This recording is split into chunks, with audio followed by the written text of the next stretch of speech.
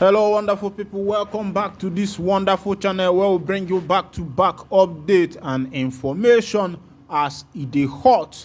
Make we carry you go to the news. They say UK Court of Appeal fixes date to hear Nnamdi Kanu's case as lawyer blasts British government. Yes, this is a good news. Good news has come. Of course, we know that all of us of freedom all over the world are anticipating, and we all know that one day the freedom that we have been looking for and the homecoming of a land flowing with milk and honey that we have been looking for will surely be ours. I greet you all of us of freedom all over the world. Good morning, good afternoon, good evening. If this is your first time of joining us on this wonderful channel, please go ahead and subscribe to our channel, like, comment, because this is where we bring you good news and everything that concerns our obodo and number one. Make I carry you go to the news proper. They say UK Court of Appeal has fixed a date to hear Nnamdi Kanu's case as lawyer blasts British government. They say Mazi Nnamdi Kanu's lawyer don't go to blast British government. Wetin una dey do? Now una pikin be this. Yes, even though he's not una pikin by birth, but he is a UK citizen. He is supposed to be freed. America did it to one of their citizens, a born Ugandan that became an American citizen. When it was tough, America did it, and Mazi Nnamdi Kanu's lawyer blasted the UK government. What are you people doing? Why are you people being reluctant and lackadaisical, about the things that concerns Mazi Nnamdi Kanu? Who takes that? Who does that? He is your child. He's a citizenship by papers. He has done a lot in this country. He has invested in this country. He's a member of this nation because Constitution said it. That was what Mazi Nnamdi Kanu was. He was talking to the British government. Why would this thing be going on? Why will you, keep quiet and watch such things happen? You people are supposed to be the mother or the father of nations, because you colonize many of the nations. Even America, you colonize America. Now, why should America be treating their citizens better than you?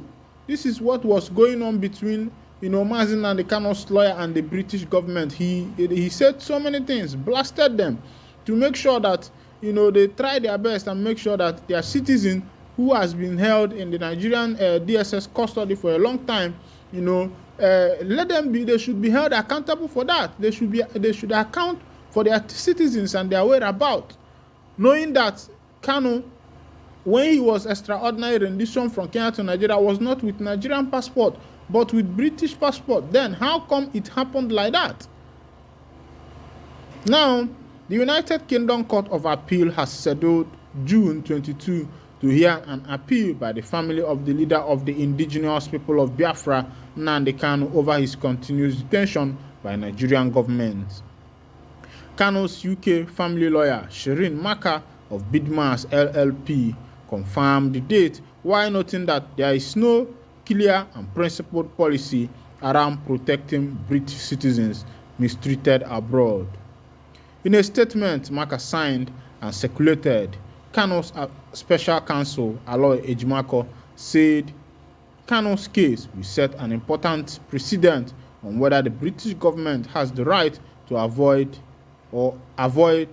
making a decision on whether a British citizen is subject to fundamental breaches of international law, in spite of overwhelming evidence of violation of their rights. The statement, titled "Why Nnamdi Kanu's Case Matters to Every British Citizen Traveling Abroad," reads partly. According to the Office for National Statistics, UK residents make around 19.1 million visits abroad each year. Most of these residents will be British citizens with passports declaring to authorities of other states that the Queen and so now the new king requests and requires all those whom it may concern to allow the bearer to pass freely without let or hindrance, and to afford the bearer such assistance and protection as may be necessary. And most will assume that if they are denied such assistance and protection abroad, and worse still, are seriously harmed, then the UK government will step in to assist them. After all, the most basic function of any state is to protect its own citizens. Nnamdi Kanu's case, which is awaiting a hearing in the UK's Court of Appeal on June 22nd this year, is set to put each of these assumptions to the test. That is because if the High Court was right to reject his family's judicial review claim earlier this year, the UK government has what amounts to a right to remain indifferent and passive when British citizens' rights are grossly abused abroad.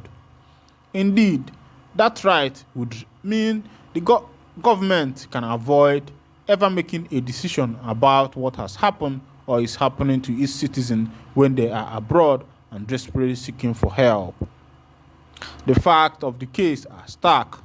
Mr. Kanu is a beloved husband and father to family in the UK. He is also a leader of the indigenous people of Biafra, a group that calls for self-determination of Biafra land. And crucially, he is also a British citizen. He has been subject to the most serious human rights violation, including being detained for 2 years in Nigeria in an intelligence agency facility in coordination that amount to torture. As a British citizen, he traveled with same expectation of protection by the British state as any other British citizen who may be mistreated abroad. However, unlikely that may be, unfortunately for Mr. Kanu, such protection has been conspicuously lacking. Perhaps surprisingly for many, the question for the UK is not what should the UK government do to help him. Instead, it is should the UK government make its mind up about what has happened to him and then decide what to do, because for over 2 years the government has said it cannot and will not make those critical decisions. The Court of Appeal will hear Mr. Kanu's family's appeal on June 22nd, 2023. The case will set an important precedent on whether the British government has the right to avoid making a decision on whether a British citizen is subject to fundamental breaches of international law, in spite of overwhelming evidence of violation of their rights. Anyone traveling with a British passport should look out for the ruling and hope that the court will firmly reinstate and apply the principles in embassy so that they can be confident that their government will properly consider what protection they need abroad, should such need ever arise. And people now don't see as it dey happen. If you look at what is happening, you will find out that the case of Mazi Nnamdi Kanu is going to change things both in the history of Nigeria and that of the history of the United Kingdom, because as it stands now, if you pay attention to the news I was reading, to what I was trying to relate to you, what that says in a simple sense is that the case of Mazi Nnamdi Kanu will either bring about the UK to decide what happens to their citizens when they travel abroad, because according to them it is not clear or stipulated in their laws what should happen to a UK citizen when he or she travels abroad. And now they are saying that since it is not clear in their constitution, that they will now, with the case of Mazi Nnamdi Kanu, decide what to do and what should happen to a UK citizen when one travels abroad. Of course, you know that in UK or the Western world is not a place where there is discrimination when it comes to the constitution. There are people that obeys constitution. They follow the constitution. The constitution, the way the constitution affects Dick is the way it affects Harry. Not like Nigeria, whereby the people in higher office are exempted, or maybe when they pay money for one or two things, you see them being protected, or you see immunity covering them because of their money. No, when it comes to the UK, the law is for everybody, and even in the UK, it is expected that those who are in the higher echelon of office are the first people to protect the law. They are the first people to lead by example. So if you are a higher official in the UK and even if you trespass, something like even common traffic rule, they tend to probe you because they believe that you as a leader is the one that is supposed to set the rule of law. You are the one that is supposed to live by example. But here in Nigeria, the politicians in Nigeria don't live by example.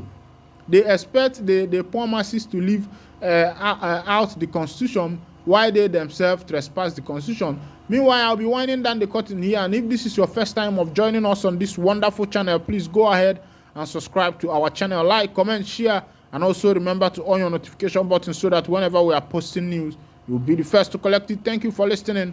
God bless you.